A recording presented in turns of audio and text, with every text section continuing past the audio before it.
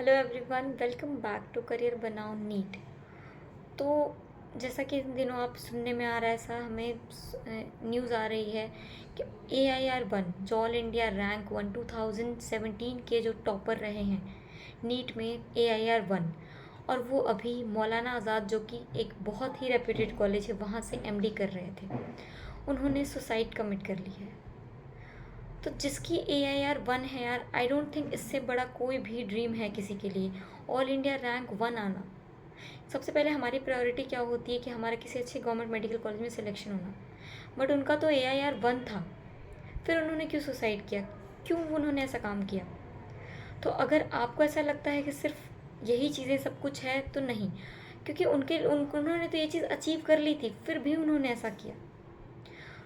शायद ये हो सकता है कि डिप्रेशन को हैंडल करना ना सीखा हो, फेलियर्स को देखा ही ना हो, कोई भी ऐसी बात रही हो, कोई भी पर्सनल रीजंस रहे हों, उसके बारे में हम बात नहीं करेंगे।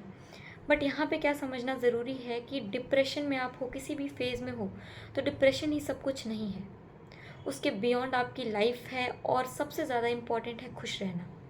खुश रहना और आपकी लाइफ सबसे ज़्यादा इम्पॉर्टेंट है आपके लिए, आपकी फैमिली के लिए, आपके सिलेक्शन एंड ऑल। सबसे ज़्यादा इम्पोर्टेंट आपकी लाइफ है, सबसे ज़्यादा उनके लिए इम्पोर्टेंट आप हो।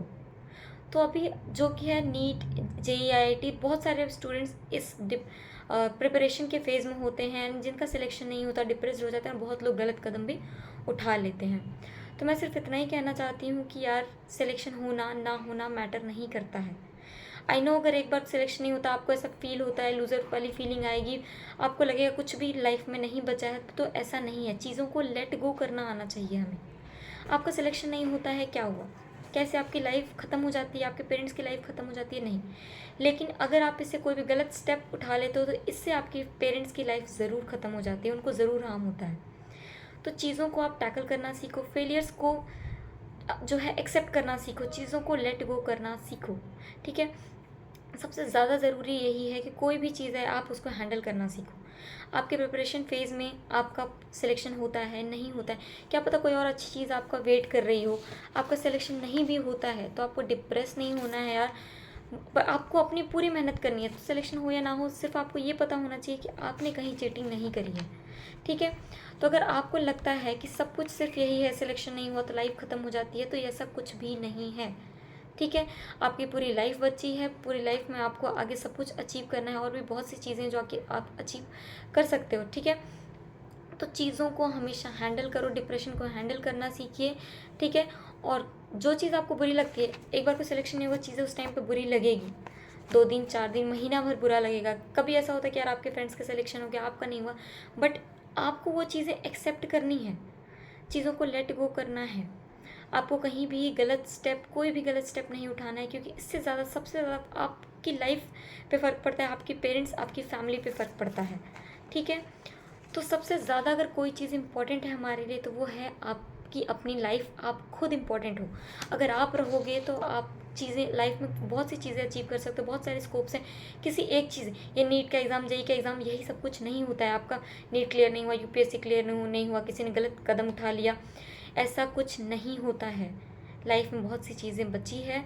अब इन्होंने AIR रैंक 1 अचीव किया था, इससे बड़ा ड्रीम क्या हो सकता है? तो जिसकी AIR-1 थी, उन्होंने भी सुसाइड कमिट कर ली। तो आप सोच लो कि ऐसा नहीं है कि यही सब कुछ है। अगर यही सब कुछ होता तो वो शायद ऐसा नहीं करते, ठीक है? तो आपको फोकस्ड रहना है, प्रिपरेशन अच्छे से करो, बट आपको कहीं भी डिप्रेशन की वजह से कोई भी गलत स्टेप नहीं लेना है, ठीक है? तो आई होप आपको ये नॉर्मल सी चीज़ आपके माइंड में लेके चलनी है कि सबसे ज़्यादा इम्पोर्टेंट आप और आपकी लाइफ है। Selection, exams and all life time चलते रहेंगे, इसकी वजह से आपको कुछ भी अपनी चीज़ें ख़राब नहीं करनी है, ज़्यादा डिप्रेस नहीं होना है, प्रिपरेशन करो, टेस्ट देते रहो, ठीक है? तो आई होप ये चीज़ आपको थोड़ी सी क्लियर हुई होगी, इससे आपका माइंड सेट जो है वो कहीं भी गलत स्टेप ना ले, मैं यही आपसे चाहती हूँ। तो आप जो भी है, जो भी चीज़ें करें, सोच समझ के करिए। Thank you.